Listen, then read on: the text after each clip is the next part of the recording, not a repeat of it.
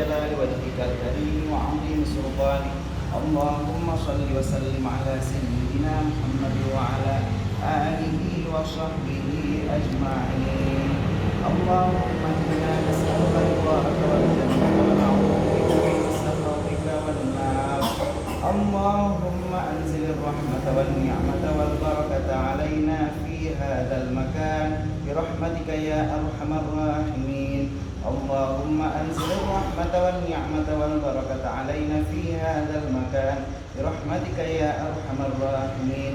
اللهم أنزل الرحمة والنعمة والبركة والعافية والصحة والسلامة علينا في هذا المكان برحمتك يا أرحم الراحمين.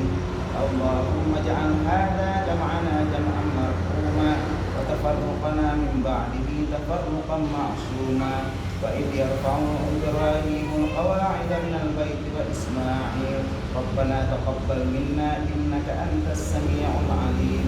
رب إني أسكنت من ذريتي بواد غير ذي زرع عند بيتك المحرم ربنا ليقيموا الصلاة فاجعل أفئدة من الناس تهوي إليهم وارزقهم من الثمرات من آمن بالله واليوم الآخر برحمتك يا أرحم الراحمين.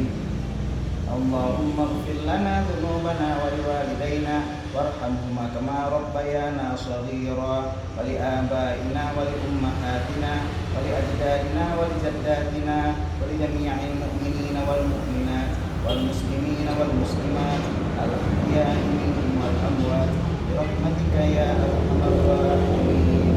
يا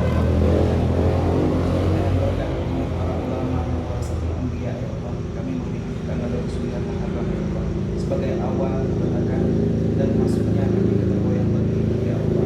Berikanlah keberkahan ya Allah dimana dikatakan pada kalam para ulama ya Allah. Barang siapa yang masuk dalam sebuah tempat pada tanggal 29 pada tahun Hijriah maka dia akan diberikan harta yang berlimpah dan juga rezeki yang berlimpah ya Allah. Berikan juga kesehatan bagi orang masuk ke tergoyang ini berkat ini ya Allah. Berikanlah kami ya Allah di sebuah tempat kejadian yang dapatkan halal harta yang halal dan berkah ya Allah ya Rabbal Alamin. Ya Allah, pada saat kami melihat tanggal dan juga pukul mana pada hari Minggu malam Isnin ya Allah pukul 8 sampai pukul 9 adalah tanggal yang paling bagus dan saat yang paling bagus untuk masuk di tempat agar engkau berikan keberkahan dan juga saat yang berkah agar berikan harta yang melimpah. Berikanlah kami ya Allah keberkahan pada tempat ini ya Allah ya Rabbal Alamin. Ya Allah ya Tuhan kami jadikanlah tempat ini ya Allah tempat yang engkau berikan rahmat dan nikmat ya Allah. Jadikan tempat ini sumber penghasilan kami ya Allah. Berikanlah kami rezeki yang halal yang berkah dan berlimpah ya Allah. Berikanlah juga anak-anak kami dan harta yang kami miliki ya Allah tidak melupakan kami di dalam hidup Allah. Berikan tempat ini tempat yang kami sehingga menjadi tempat ibadah kami dan juga tempat rezeki kami yang halal ya Allah ya Rabbal Alamin. Rabbana zalamna anfusana wa illam taghfir lana wa tarhamna lanakunanna minal khasirin. Rabbana wa atina ma wa'adtana ala rusulika wa la tukhzina yawmal qiyamah innaka antas sami'ul alim.